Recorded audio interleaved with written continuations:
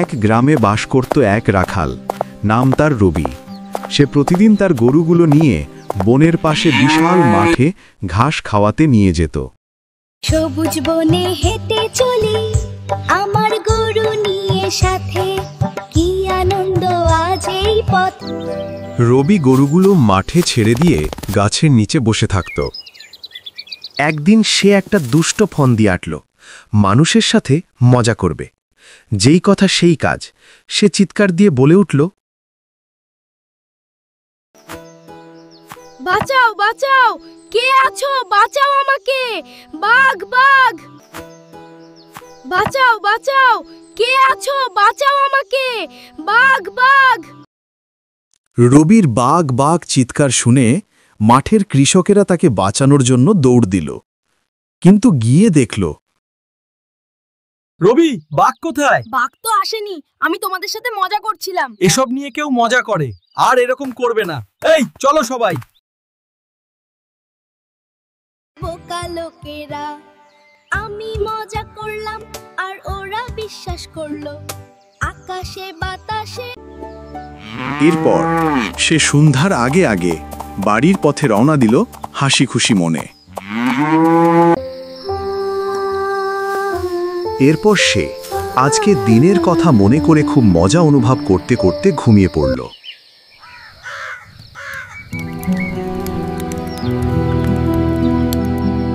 পরের দিন আবার রবি তার গরু নিয়ে আগের মাঠে গেল ঘাস খাওয়াতে। এরপর সে আগের দিনের মতো আবার চিৎকার করে বলতে লাগলো, বাঁচাও বাঁচাও, কে আছো, বাঁচাও আমাকে, বাঘ বাঘ। কে আছো, বাঁচাও আমাকে। এবার সে এত জোরে চিৎকার দিল যে গ্রামের মানুষ পর্যন্ত শুনতে পেল রবিকে বাঘে আক্রমণ করেছে। বাঘ বাঘ, কে আছো, বাঁচাও আমাকে, বাঘ। রবির চিৎকার শুনে গ্রামের লোকেরা লাঠি হাতে বনের দিকে দৌড়াতে লাগলো। এই রবি, বাঘ কোথায়?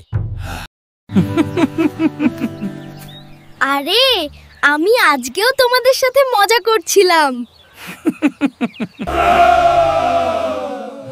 তার মজা করা দেখে সবাই খুব রাগান্বিত হল।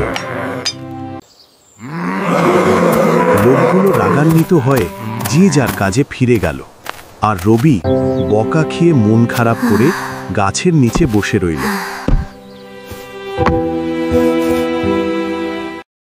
পরের দিন সে আবার মাঠে গরু নিয়ে বসে রইল।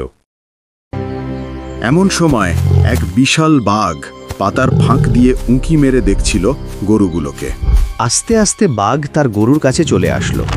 বাঘ দেখে সে ভয়ে কাঁপতে লাগলো। এদিকে বাঘ তার গরুর বাছুরকে আক্রমণ করতে লাগলো। বাঁচাও বাঁচাও, কে আছো, বাঁচাও আমাকে, বাঘ বাঘ। বাঁচাও বাঁচাও, কে আছো, বাঁচাও আমাকে, বাঘ বাঘ। আজকে তার চিৎকার সবাই শুনতে পেল, কিন্তু মনে করলো যে সে মজা করছে, তাই কেউ আর এগিয়ে আসলো না সাহায্য করার জন্য। বাঁচাও আমাকে, বাঘ বাঘ।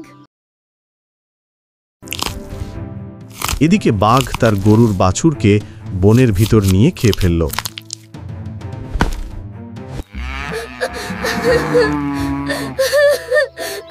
রবি ভয়ে কাঁদতে কাঁদতে দুটা গরু নিয়ে বাড়ির পথে রওনা দিল।